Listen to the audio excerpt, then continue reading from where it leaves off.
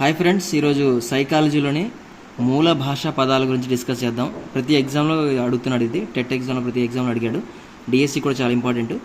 పలానా ఒక పదం ఇచ్చేసి ఇది ఏ భాషా పదం అని అడుగుతాడు. కాబట్టి ఒకసారి మనం ఫోకస్ చేద్దాం. చాలా ఈజీగా నేర్చుకోవచ్చు. మంచి ట్రిక్స్ చెప్తాను, జాగ్రత్తగా చూడండి.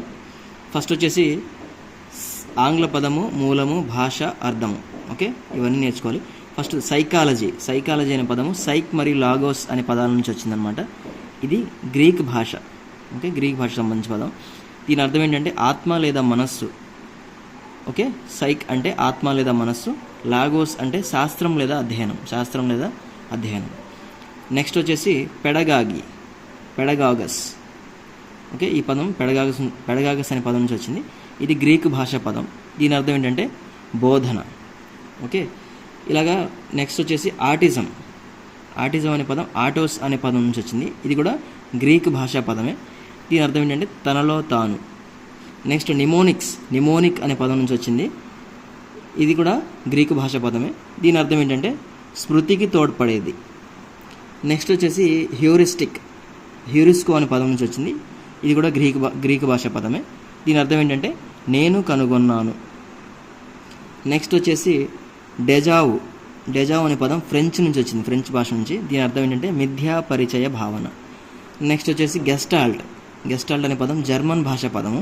దీని అర్థం ఏంటంటే సమగ్రాకృతి లేదా సంపూర్ణము లేదా వ్యవస్థీకృత మొత్తం అనమాట. ఓకే, అయితే ఏంటంటే ఇందులో మొత్తం మనకి 19 పదాలు ఉన్నాయి, 19 వర్డ్స్ ఉన్నాయి. సో ఇందులో అన్నీ కాకుండా కొన్ని గుర్తుపెట్టుకుంటే మనకి చాలు, ఈజీగా ఆన్సర్ చేయొచ్చు. మిగిలినవన్నీ లాటిన్ భాషా పదాలే. ఏవైతే ఉన్నాయో psychology, pedagogy, autism, mnemonics, heuristic, deja vu, gestalt, ఈ 7 పదాలు మాత్రమే మనకు వేరే పదాలు అనమాట. అంటే కొంచెం సపరేట్ పదాలు. తర్వాత అన్ని మిగిలినవన్నీ ఏది అడిగినా సరే మనం లాటిన్ భాషని ఈజీగా ఆన్సర్ చేయొచ్చు అనమాట. ఓకే, ఇవి 7 గుర్తుపెట్టుకుంటే మనకి చాలా ఎగ్జామ్లో. ఓకేనా. ఫస్ట్ మరి వీటిని ఎలా గుర్తుపెట్టుకోవాలంటే సైక్ మరియు లాగోస్ అనే పదం నుంచి వచ్చింది కదా. ఇది ఎలా గుర్తుపెట్టుకోవాలంటే సైకాలజీ గ్రీక్ పదం ఇది. ఓకే, దీన్ని ఎలా గుర్తుపెట్టుకోవాలి? సైకాలజీలో జీ ఉంది కదా లాస్ట్. ఇక్కడ గ్రీక్లో కూడా మనం గ్రీక్ అనే పదం ఎక్కడ ఎలా స్టార్ట్ అవుతుంది? జీతో స్టార్ట్ అవుతుంది. కాబట్టి ఇలా గుర్తుపెట్టుకోవచ్చు, లింక్కి గుర్తుపెట్టుకోవచ్చు. నెక్స్ట్ వచ్చేసి ఇది పెడగాగస్ అనే పదం నుంచి వచ్చింది. ఇది కూడా గ్రీక్ పదం. సో దీన్ని కూడా ఎలా గుర్తుపెట్టుకోవచ్చు అంటే ఇక్కడ గీ ఉంది, ఇక్కడ కూడా గీ ఉంది. సో ఈ రెండు ఇలా లింక్ చేసుకోవచ్చు గ్రీక్ పదంగా. నెక్స్ట్ వచ్చేసి ఆటోస్ అనే పదం నుంచి వచ్చింది.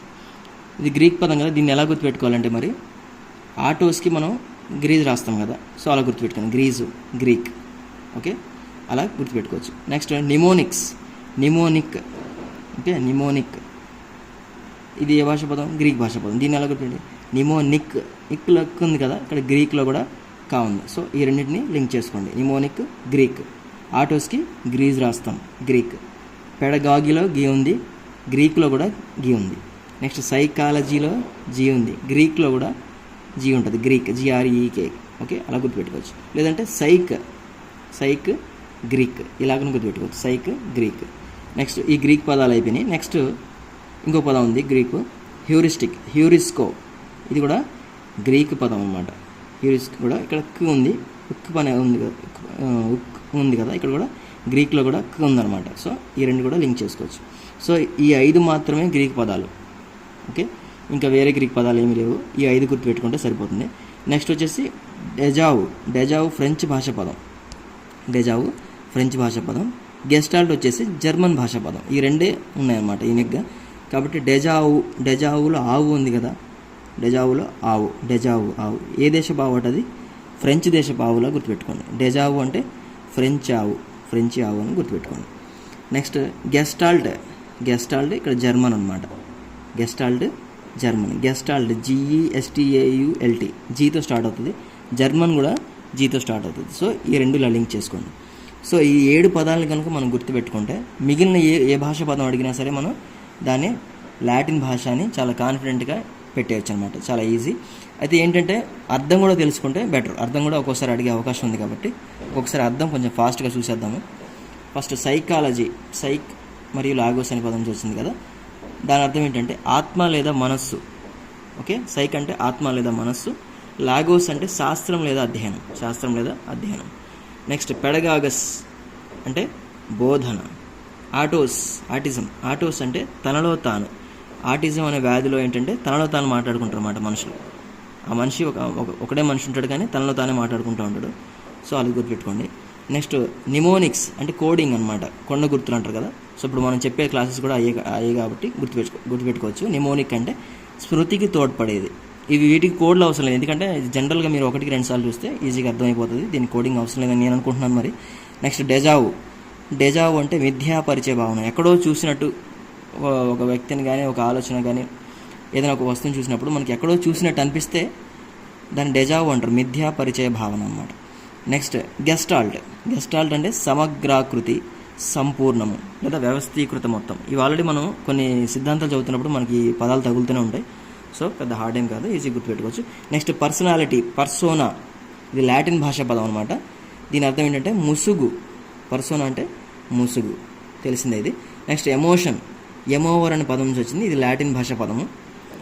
దీని అర్థం ఏంటంటే కలియబెట్టిన లేదా ఉద్విగ్న మానసిక స్థితి. నెక్స్ట్ ఫ్యూబరిటాస్ అనే పదం నుంచి వచ్చింది, ఇది లాటిన్ భాషా పదం. దీని అర్థం ఏంటంటే పురుషత్వ వయస్సు లేదా మగాడు కావడం, అంటే మెచ్యూరిటీ ఏజ్ ఆఫ్ మెన్ అనమాట. సో పురుషత్వ వయస్సు లేదా మగాడు కావడం ఫ్యూబరిటాస్ అంటే. నెక్స్ట్ అడాలసెరే, ఇది కూడా లాటిన్ భాష పదము. దీనికి అర్థం ఏంటంటే పరిపక్వతకు రావడం. మనం చదువుతున్నప్పుడు ఆల్రెడీ టచ్ అయి ఉంటుంది మనకి. అడాలసెన్స్ అంటే పరిపక్వతకు రావడం. నెక్స్ట్ అసెస్మెంట్, ఇది అసైడర్ అనే పదం నుంచి వచ్చింది, ఇది కూడా లాటిన్ భాష పదమే. దీని అర్థం ఏంటంటే పక్కనే ఉండు. సైడ్ ఉండయా అంటాం కదా, పక్కనే ఉండు. నెక్స్ట్ మోర్స్ అనే పదం నుంచి వచ్చింది, ఇది లాటిన్ భాష పదమే. దీని అర్థం ఏంటంటే నీతిగా ఉండు. మోరల్ అంటే నీతి కదా, సో ఇలా గుర్తుపెట్టుకోవచ్చు ఈజీగా, నీతిగా ఉండు.